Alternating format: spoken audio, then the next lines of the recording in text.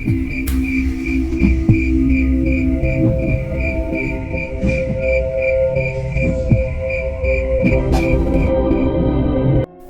itu, Tiko bertanya karena penasaran dengan orang yang mengalahkan sosok di dalam menur tadi.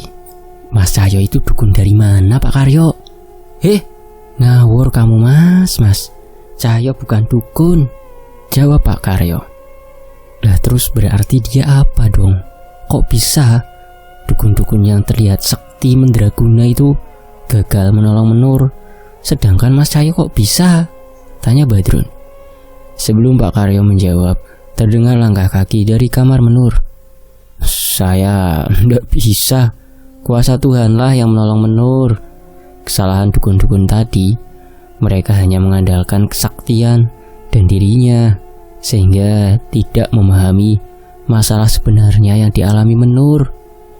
Mas Cahyo muncul sembari menepuk pundak Badrun untuk menjelaskan itu semua. Berarti Mas Cahyo bukan dukun? Tanya Tiko langsung di hadapannya. Bukan, dukun itu kan kalau sudah jadi profesi. Nah kalau saya kan membantu sebisanya saja, jelas Cahyo. Pak Juwono selesai mengobati luka-luka menur dan segera keluar menemui kami. Ia dengan begitu hormatnya menyambut Pak Karyo dan Cahyo. Beberapa suguhan hangat dikeluarkan oleh Mbok Tumi. Dengan sigap Cahyo mengambil singkong goreng dan segelas teh hangat yang disajikan di hadapan mereka. Ngapunten ge Pak Juwono, keburu lapar ini, izin Cahyo dengan santai. Iya mas, iya, makan yang banyak. Mbok Tumi juga sedang memasak sayur buat makan malam. Nanti makan malam di sini ya, ajak Pak Juwono. Di momen itulah mereka saling memperkenalkan diri. Pak Juwono benar-benar penasaran dengan kehadiran Cahyo. Bagaimana bisa dukun-dukun sakti tidak bisa mengalahkan makhluk yang merasuki tubuh menur, tapi kok Mas Cahyo bisa? Mas Cahyo pun menjawab, saya tidak mengalahkan makhluk itu Pak. Wong makhluk itu mencoba menjaga menur kok. Hah? Menjaga menur mas? Maksud masnya apa? Makhluk itu sudah merasuki menur bertahun-tahun loh. Pak Juwono tidak percaya. Cahyo mengambil sekali lagi singkong goreng di hadapannya dan menghabiskannya sebelum kembali siap bercerita. Menur itu anak baik. Dia juga punya teman yang tak kalah baik sejak kecil. Namun sayangnya, temannya itu tak kasat mata. Jelas Cahyo. Pak Juwono tidak mengerti, tapi ia masih berharap mendengar penjelasan dari Cahyo. Sebelumnya, saya memeriksa keadaan rumah ini dan apapun yang berhubungan dengan menur. Sangat ada hal mencurigakan. Salah satunya 7 benda aneh yang ada di sekitar rumah ini. Benda itu sengaja diletakkan seseorang untuk menyakiti menur. Maksudnya benda yang Mas Cahyo jatuhkan di luar tadi? Tanya Tiko. Benar. Kalau kalian melihat benda seperti itu lebih baik segera bacakan doa dan dibakar, jawab Cahyo. Cahyo menjelaskan ada beberapa sosok yang merasuki menur. Salah satunya sosok jahat, kiriman seseorang, dan salah satunya sosok yang mencoba menjaga menur. Pak Juwono masih terlihat khawatir. Kalau ucapan Cahyo benar, berarti ada orang yang berniat mencelakai menur. Tunggu Mas Cahyo, berarti ada yang berniat jahat terhadap menur. Walaupun menur sudah pulih, apakah ada kemungkinan lagi menur akan celaka? Betul Pak Juwono. Maka itu saya masih di sini Pak. Masih ada yang harus saya lakukan, jawab Cahyo. Apa itu Mas Cahyo? Ngehabisin singkong goreng Mbok Tumi Pak. Enak banget ini, ucap Cahyo dengan wajah polos, sembari mencomot kembali singkong goreng hangat yang ada di hadapannya. Sontak, wajah Pak Juwono terlihat bingung. Berbeda dengan Pak Karo yang mulai tertawa. Cahyo, udah beda jauh sama Pak Leknya. Pak Bimo juga seneng banget sama singkong goreng di desa ini loh, ucap Pak Karyo. Cahyo berganti bercerita bahwa sebenarnya Pak Karyo sudah menghubungi kawannya Bimo sejak beberapa bulan lalu. Namun beliau tidak ada kabar selama beberapa bulan, termasuk dengan Cahyo. Baru saat ini Cahyo bisa ke tempat ini. Nah, untung Pak Lek ndak ikut Pak. Bisa jadi adu sandal di sini cuma gara-gara rebutan singkong goreng. Balas Cahyo. Rebutan opo? Lawang masih banyak kok di dapur. Kalau kurang mbok masakin lagi loh. Tiba-tiba Mbok Tumi dan beberapa pembantu Pak Juwono datang lagi dengan membawa lauk yang sudah siap untuk dinikmati oleh mereka. Sudah, Pak Juwono ndak usah khawatir. Mungkin maksud Cahyo biar kita tenang dulu, nikmati makanan yang ada supaya fisik kita juga pulih, ucap Pak Karyo. Pak Juwono pun mengangguk. Sepertinya ia mulai mengerti maksud Cahyo. Setidaknya selama Cahyo berada di rumah ini, ia tidak perlu khawatir. Mengetahui kondisi Menur sudah mulai tenang, Mbok Tumi meminta izin Pak Juwono untuk membersihkan tubuh Menur dan mengganti bajunya. Selama menikmati masakan Mbok Tumi, perbincangan-perbincangan santai terjadi di antara mereka, mulai dari nasib dukun-dukun tadi hingga keadaan desa di sekitar tempat ini. Pak, terlihat seseorang perempuan berdiri di depan pintu dengan pakaian daster yang anggun. Menur? Pak Juwono tidak bisa mempercayai apa yang ia lihat. Semenjak kerasukan, ia tidak ingat kembali kapan terakhir Menur memanggil dirinya. Menur, kamu sudah sehat, Nduk? Menur menggeleng. Pak Juwono pun khawatir. Menur lapar. Mendengar ucapan itu, tersenyumlah mereka yang ada di ruangan itu. Cahyo segera bergeser dari tempatnya dan mengambilkan piring untuk diserahkan ke Pak Juwono. Sini Menur, sambelnya Mbok Tumi juara. Kamu pasti kangen toh? Ucap Cahyo. Menur segera mengambil piring yang diberikan ayahnya dan mengambil nasi dari ceteng yang berada di hadapan mereka. Semua orang takjub melihat perubahan Menur. Ia memakan dengan lahap dan mencoba hampir semua lauk yang ada di meja itu. Hampir semua orang di tempat itu terdiam melihat kelakuan Menur. Tinggal Cahyo dan Menurlah yang terlihat menikmati makanan dengan lahap di sana. Mas, iki Menur tenanan wis mari. Ini Menur beneran sudah sembuh? Apa semakin kesurupan sih? Lah kok makanya kayak kesetanan gitu? Tanya Badrun yang heran dengan tingkah Menur. Bahkan piring di tangan Badrun pun tidak lagi tersentuh, saking penasarannya dengan tingkah Menur. Hus, ora lucu Drun. Heran ya, tapi aku kok seneng lihatnya. Balas Tiko. Pak Karyo yang menggeleng melihat tingkah Menur dan Cahyo, tapi ada satu hal yang membuatnya tersenyum. Pak Juwono dan Mbok Tumi hampir tak berkedip menatap Menur dengan mata yang berkaca-kaca. Enak toh Nur? Tanya Cahyo. Jelas mas, masakan Mbok Tumi itu legendaris, terbaik di desa. Balas Menur. Kamu mesti mampir ke Klaten tempat mas. Masakan bule juga ndak kalah dari Mbok Tumi loh. Tenan yo mas, bapak pernah janji mau ngajak Menur ke Prambanan. Nanti Menur mampir. Tak tungguin Nur. Ajak Mbok Tumi sekalian biar adu ilmu antara buleku sama Mbok Tumi. Jawab Cahyo. Alah mas, juru dapur disamain sama dukun. Happy toh? Perbincangan kedua orang itu berhasil membuat suasana di rumah itu berubah. Masakan Mbok Tumi pun habis tak bersisa. Tiko melihat pemandangan yang tidak pernah ia sangka saat membantu membereskan peralatan makanan di dapur. Mbok Tumi menitikkan air mata, menahan rasa harunya melihat kepulihan Menur. Mungkin bagi Mbok Tumi yang sudah bekerja puluhan tahun di tempat Pak Juwono, Menur sudah seperti anaknya sendiri. Matur nuwun ya Mbok, masakan enak, ucapku sembari meletakkan piring-piring kotor itu di dapur dan segera meninggalkan tempat itu tanpa niat mengganggu waktunya. Mas Cahyo, lantas apa Menur akan kumat lagi? Tanya Pak Juwono yang masih menyimpan kekhawatiran. Sulit untuk mencari siapa yang mengirim teluh dan ilmu hitam itu kepada Menur. Cara paling mudah adalah memancingnya Pak, ucap Cahyo. Cahyo menceritakan bahwa ia sudah mengirim balik sosok makhluk yang mencoba menyakiti Menur ke pengirimnya. Ketika gagal mendapatkan Menur, makhluk itu akan meminta nyawa pengirimnya sebagai gantinya. Kalau rencana Cahyo berhasil, orang itu akan datang ke tempat ini sebelum tengah malam. Masalah besarnya baru dimulai malam ini. Bisa saja orang itu mengerahkan semua ilmunya, karena saat ini nyawanya terancam oleh peliharaannya sendiri. Jelas Cahyo.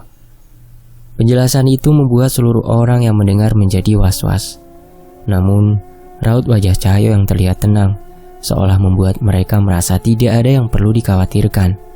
Sementara itu, Tiko akhirnya mengutarakan tujuannya kepada Pak Juwono dan Mas Cahyo. Pak Juwono, Mas Cahyo, saya izin mengikuti masalah ini sampai selesai ya. Sebenarnya, tujuan saya di sini juga untuk mencari cara menyelamatkan desa saya, Pak. Mas. Sepertinya ia juga sudah percaya dengan kemampuan Mas Cahyo. Masalah? Apa itu serupa dengan masalah menur, Dek Tiko? Tanya Pak Juwono. Tiko pun mengangguk. Saya akan ceritakan nanti ya, Pak. Saat ini kita fokus ke masalah menur dulu saja. Entah mengapa saya merasa masalah ini juga berhubungan, terutama semenjak roh di tubuh menur mengetahui soal keris yang didapat dari sebuah sendang, ucap Tiko. Mendengar itu, Cahyo pun menoleh. Sepertinya ia mulai menyadari masalah yang dialami Tiko bukan masalah sembarangan.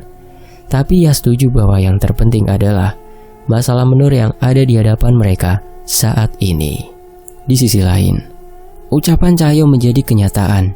Menjelang tengah malam, tiba-tiba mereka merasakan sesuatu yang mengusik mereka. Badrun dan Tiko yang hampir tertidur tiba-tiba terjaga dengan perasaan yang mengganggu mereka. Cahyo, Pak Juwono, dan yang lainnya memutuskan untuk keluar, memastikan apa yang menantinya di depan rumahnya. Benar saja, seorang kakek tua sudah berdiri tak jauh dari rumah Pak Juwono. Kakek itu menanti mereka dengan wajah penuh amarah. Tubuh kakek itu terlihat aneh. Sebagian kulit wajah, tangan, dan kakinya menghitam secara tidak wajar. Itu seperti yang terjadi pada tubuh menur sebelum ia pulih. Bocah tengik, jadi kamu yang ikut campur urusanku? Teriak kakek tua. Menur yang mendengar teriakan itu segera keluar memastikan siapa yang selama ini mencoba mencelakainya. Saat melihat kakek itu, tiba-tiba Menur menutup mulutnya seolah tidak percaya. Kenapa Menur? Kamu kenal kakek itu? Tanya Cahyo. Menur menggeleng. Namun ia sepertinya ingat akan sesuatu. Menur ingat. Menur hanya bertemu sekali dengan mbah itu sewaktu nyekar kuburan ibu. Tapi Menur sama sekali tidak tahu siapa dia, jelasnya. Pak Juwono mengernyitkan dahi mendengar cerita Menur. Kakek tua, apa maumu dari Menur? Teriak Pak Juwono. Kakek itu tersenyum dan semakin tertawa. Menur itu seperti cucuku. Aku kangen. Aku hanya ingin Menur menjadi cucuku, balas kakek itu. Ngapusi, Cahyo membantahnya. Ia pun keluar dari rumah dan menghampiri kakek itu. Tatapanmu itu bukan tatapan seorang kakek yang sayang dengan cucunya. Itu tatapan nafsu, bantah Cahyo. Kakek itu tertawa kembali. Sepertinya ia juga tidak membantah ucapan Cahyo. Pak Juwono dan Menur kaget mengetahui kenyataan itu. Biadab kau, dia masih anak kecil, teriak Pak Juwono. Tidak hanya Menur kan, di sini banyak roh anak perempuan yang menanti agar kau menerima hukumanmu, ucap Cahyo. Kakek itu melirik ke arah sekelilingnya. Memang sedari tadi Cahyo sudah sadar akan keberadaan roh anak perempuan. Namun mereka hanya memandang dari jauh tanpa mendekat ke arah kakek itu. Jangan sombong kamu. Setan yang kamu kembalikan sudah saya habisi. Saat ini Menur pasti aku bawa, ucapnya. Tidak asal bicara, tiba-tiba Menur berteriak memegangi kepalanya. Sesuatu kembali mencoba merasukinya. Menur! Pak Juwono mulai kembali panik. Pak, masih ingat ayat-ayat suci yang saya ajari tadi? Tanya Cahyo. Pak Juwono mengangguk. Bacakan terus Pak, selama saya menghadapi dukun cabul itu. Menur tidak akan celaka selama mendengar ayat-ayat itu, ucap Cahyo. Pak Juwono pun mengerti. Ia membawa Menur masuk kembali, sembari membacakan ayat-ayat suci dan doa yang diajarkan Cahyo. Mbok Tumi dan Pak Karyo pun mengikuti bacaan Pak Juwono, dan Menur pun berangsur-angsur kembali tenang. Dukun itu membacakan mantra hingga muncul bola api di atas tubuhnya. Butuh satu nyawa untuk memanggil Banaspati sebesar itu. Kau sudah edan apa? ucap Cahyo. Bukan urusanmu. Kakek itu pun melontarkan api untuk menyerang Cahyo. Tapi Cahyo tidak gentar. Dengan segenggam gumpalan tanah, ia membacakan doa dan melemparkannya ke sisi yang jauh. Banaspati itu pun mengikuti arah tanah itu dan menyerangnya hingga menciptakan sebuah ledakan. Cahyo semakin mendekat, namun dukun itu pun juga sudah menyiapkan hal yang lain. Ada bayangan hitam di belakang dukun itu, makhluk besar bermata merah dengan bulu yang basah. Sekarang kamu pasti mati, ucap kakek itu. Kali ini langkah Cahyo terhenti. Tiba-tiba tubuhnya terangkat seolah tercekik bayangan hitam yang ingin membanting tubuhnya. Wonosuro! Suara raungan hewan buas terdengar meraung di hadapan dukun itu. Sontak, sosok bayangan yang mencekik Cahyo pun gentar. Ia segera membanting Cahyo, namun Cahyo bisa mendarat dengan selamat berkat kekuatan Wonosuro yang merasukinya. Cahyo tidak berniat mengurusi setan yang dipanggil dukun itu. Ia lebih memilih menendang dukun cabul itu sekuat tenaga hingga terpental. Brengsek! Kali ini apa, hah? Setan rawa kok panggil? Tanya Cahyo. Dukun itu terlihat kesal ketika mengetahui sesuatu yang ia bawa tidak dapat menyaingi Cahyo. Habisi bocah ini. Tumbal itu kuserahkan agar kau bisa membunuh bocah itu. Teriak dukun itu memerintahkan setan itu. Tumbal lagi? Serangan makhluk itu kembali mencoba menangkap Cahyo. Namun kali ini Cahyo terlihat kesal. Wonosuro, pulangkan setan ini ke tempatnya ya, perintah Cahyo. Seketika kedua lengan Cahyo terlihat berbeda, seolah semakin kekar dengan roh Wonosuro yang merasukinya. Ia menghantam setan itu bertubi-tubi. Dukun itu tidak percaya dengan apa yang ia lihat. Tidak mungkin. Istriku sudah aku tukarkan agar mendapatkan kekuatan setan itu, tangis dukun cabul itu. Cahyo yang mendengarkannya semakin kesal hingga ia membacakan mantra untuk melepaskan ikatan setan itu dari sang dukun. Ada sebuah benda yang ia ambil dari tubuh setan itu sebelum akhirnya setan itu menghilang dari hadapan mereka. Dian, demit semengerikan itu bisa kalah begitu saja, ucap Badrun kagum. Badrun dan Tiko tidak menyangka hal-hal mengerikan yang dibawa oleh dukun itu bisa selesai tanpa membutuhkan waktu lama oleh Cahyo. Masya Allah. Akhirnya dukun itu pun putus asa. Ia tidak berniat melakukan perlawanan apapun lagi. Sepertinya ia tidak punya cara lagi untuk melawan Cahyo. Cahyo menghampirinya dan menyerahkan benda yang ia ambil dari tubuh setan itu, sebuah tengkorak manusia. Ini istrimu kan?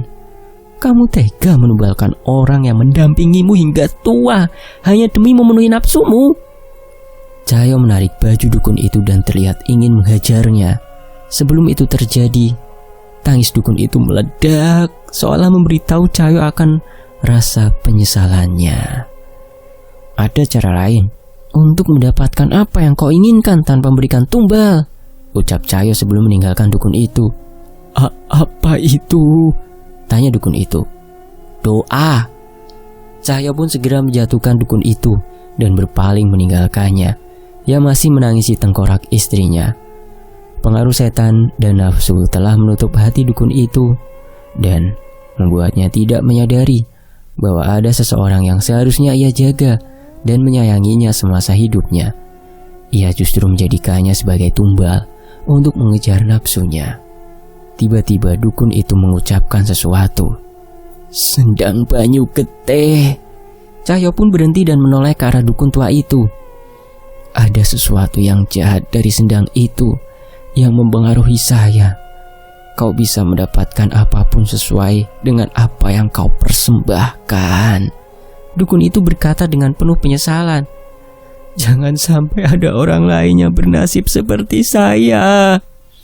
Sebelum dukun itu melanjutkan pembicaraannya, tiba-tiba terlihat sebuah keris melayang menghujam jantungnya. Sebuah cemeti melilit lehernya dan taring hewan buas melayang menusuk bagian tubuh dukun itu. Dengan sebuah tarikan, cemeti itu memisahkan kepala dukun itu dari tubuhnya. Cahyo kaget dengan kejadian itu. Ia yang tidak sempat bertindak untuk menolong dukun itu pun merasa geram. "Keluar!" teriak Cahyo. Ada beberapa bayangan dari arah serangan itu. Cahyo tahu dengan jelas bahwa ini adalah ulah dukun-dukun yang sebelumnya gagal mengalahkan sosok di dalam tubuh Menur. "Kami tidak ada urusan denganmu. Itu hanya hukuman atas perbuatan dedemit suruhannya pada kami tadi," ucap salah satu dari mereka yang segera meninggalkan tempat ini. Cahyo tidak sempat mengejar mereka. Ia hanya bisa mendoakan jasad dukun tadi dan menguburkannya dengan layak. Sementara itu, dari sudut pandang Cahyo, "Mas Tiko yakin anak-anak perempuan itu bukan manusia?" tanyaku yang baru saja mendengar penjelasan tentang permasalahan di desa Banyujiwo. "Saya yakin, Mas. Saya lihat sendiri tubuh anak-anak itu seperti jasad yang sudah membiru dan bengkak. Bahkan setelah dihantam kapak yang meremukkan kepalanya, mereka masih bisa bangkit dan mencoba menyerang warga," jelas Tiko. Aku masih tidak percaya dengan ucapan Tiko. Mayat hidup, anak-anak. Terlebih lagi mayat itu kembali utuh dan menyerang desa setiap hitungan hari tertentu. "Apa warga desa ada yang mengenali jasad anak-anak itu?" tanya Cahyo. Tiko menggeleng. "Tidak ada, Mas Cahyo.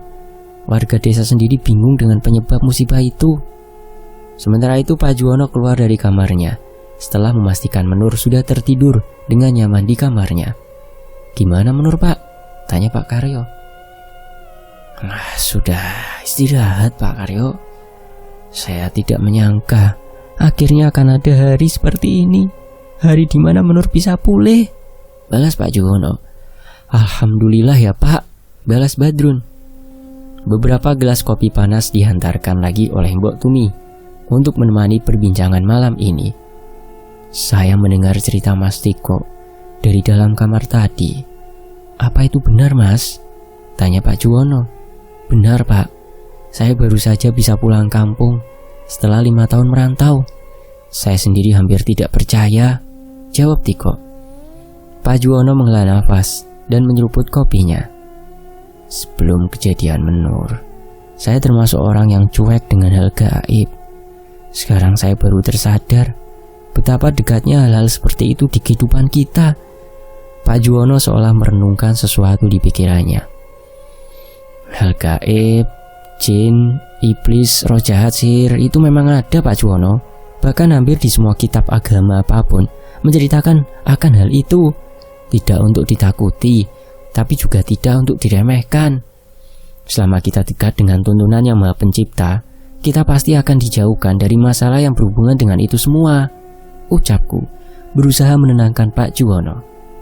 Pak Juwono kembali menghela nafas. Terlihat wajah khawatir masih terpampang di wajah Pak Juwono. "Oh iya Mas Cahyo, ini sertifikat sawah seperti janji saya. Nanti biar Pak Karyo yang membantu masalah balik nama dan administrasinya," ucap Pak Juwono. "Opo iki Pak Karyo?" tanyaku bingung. Pak Karyo tertawa.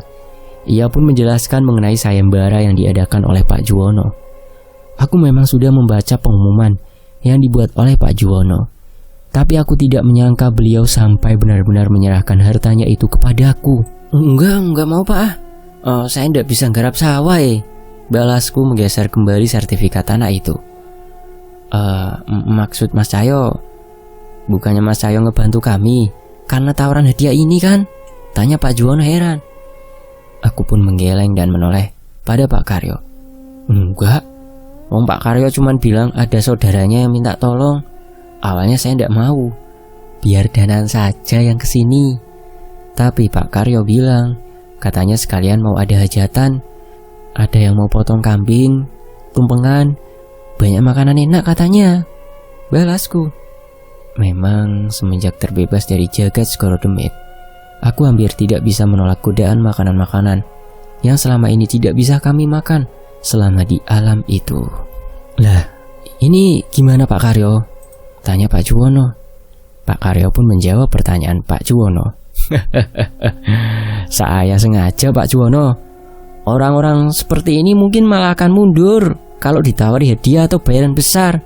Saya sendiri tidak ngerti pemikiran mereka. Aku pun mencoba meluruskan. agar mereka tidak salah sangka. Nggak gitu Pak.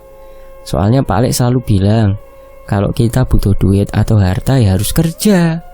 Kalau menolong ya tujuannya supaya menyelesaikan masalah, bukan tujuan yang lain. Doanya beda. Jelasku. Terus sawah ini gimana? Saya sudah janji loh, balas Pak Juwono. Sawah sebesar itu pasti mempekerjakan banyak warga desa kan Pak? Biar terus seperti itu aja Pak. Jadi bisa jadi rezeki buat yang lain juga, balasku. Pak Juwono sepertinya mulai mengerti maksudku. Sementara itu Pak Karyo malah tertawa kecil dengan jawabanku. Tinggal janji Pak Karyo saja.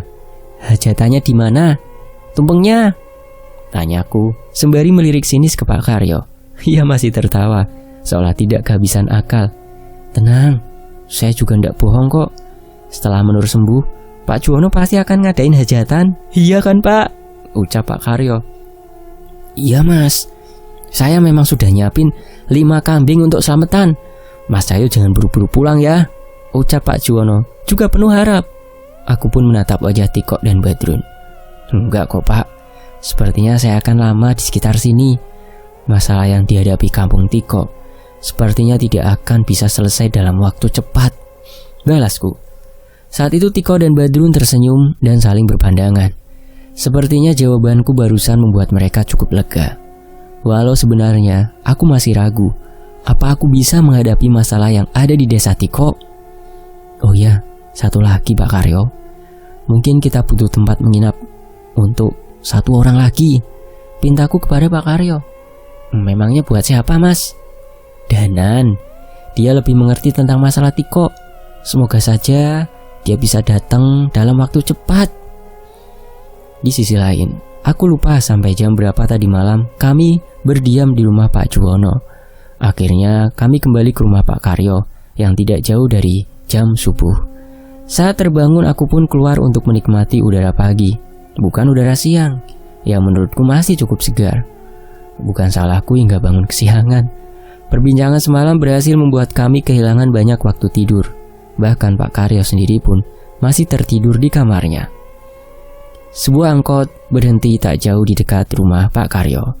Entah mengapa, aku mengingat kejadian yang mengesalkan di saat aku dan Danan hampir mati melawan sosok ludruk topeng ireng di tempat ini. Sementara Pak Lek dengan santai turun dari angkutan umum di tempat itu. Mas Cahyo, sudah bangun Mas? Ucap Pak Karyo yang turun dari angkutan umum itu sembari membawa belanjaan. Lah Pak, saya kira masih tidur, balasku. Ndak toh Mas Cahyo, pagi-pagi saya harus cek pekerjaan di balai desa dulu dan nitipin kerjaan ke teman-teman kalau mau izin, balas Pak Karyo yang memang kembali dengan mengenakan seragam. Aku pun membantu Pak Karyo membawa belanjaan yang ia bawa ke dalam rumah. Tapi rupanya ada 2 orang lagi yang turun dari angkutan umum itu, Tiko dan Badrun. Hati-hati Yole, nanti habis narik Bapak mampir ke sini lagi, ucap Bapak sopir angkutan umum itu. Badrun mencium tangan Bapak itu dan menyusul kami. Walah, Mas Badrun itu anaknya Pak Mardi, tanyaku. Iya Mas, harusnya Pak Lek juga kenal sama dia kok, balas Pak Karyo. Aku pun memberi salam pada Tiko dan Badrun dan mengajaknya masuk ke dalam rumah. Niatku yang sebelumnya menikmati udara pagi, maksudku udara siang, kini dengan terpaksa harus kuubah. Dengan kedatangan Tiko dan Badrun itu, artinya aku harus merubah niatku dari penikmat pagi menjadi mandi. Beruntung air di desa Banyumulyo cukup segar, sehingga aku bisa menikmati segarnya air ini sebagai pengganti udara pagi yang kulewati. Apalagi mulai tercium aroma masakan Bu Karyo dari arah dapur. Aku sudah bisa membayangkan menu sarapan pagi yang akan tersaji nanti. Mohon maaf ya Pak Karyo, saya tidak bilang langsung kalau mau minta tolong tentang masalah desa saya. Terdengar ucapan Tiko membuka pembicaraan mereka. Halah, tidak apa-apa kok Mas Tiko. Kalau Mas Cahyo tidak keberatan, saya juga pasti akan bantu sebisanya. Jangan sampai kita tidak mau saling bantu cuma gara-gara berasal dari desa yang berbeda, balas Pak Karyo. Aku pun ikut nimbrung ke dalam perbincangan mereka sambil menyelimuti tubuhku dengan sarung untuk mengurangi rasa dingin setelah mandi. Tenang aja Mas Tiko, sudah benar kok Mas Tiko minta bantuan ke sini. Kalau sampai tidak ditangani, Mungkin masalah itu bisa merembet ke desa-desa lain. Balasku. Yang benar Mas Cahyo, bisa merembet ke desa lain? Tanya Badrun bingung. Ya tidak menutup kemungkinan Mas. Banyak kejadian ketika desa yang diincar sudah tidak bisa menghasilkan tumbal lagi, mereka pindah ke desa lain. Balasku sembari mengingat kejadian-kejadian yang pernah kutemui sebelum-sebelumnya. Bersambung. Setelah Mas Cahyo melucuti dukun cabul itu di desanya Pak Juwono menyembuhkan menur, apa yang akan dilakukan Mas Danan untuk menyelesaikan masalah di desanya Tiko? Nantikan kelanjutannya ya, hanya di Fakta Sejarah. Kita tunggu aksinya Mas Danan. Demikianlah versi Fakta Sejarah membacakan cerita dari Mas Dioseta. Mohon maaf kalau saya ada kesalahan dalam intonasi atau pengucapan kata ya per kalimatnya. Saya pamit, wassalamualaikum warahmatullahi wabarakatuh. Alhamdulillah. Sampai jumpa di bagian berikutnya, hanya di Fakta Sejarah.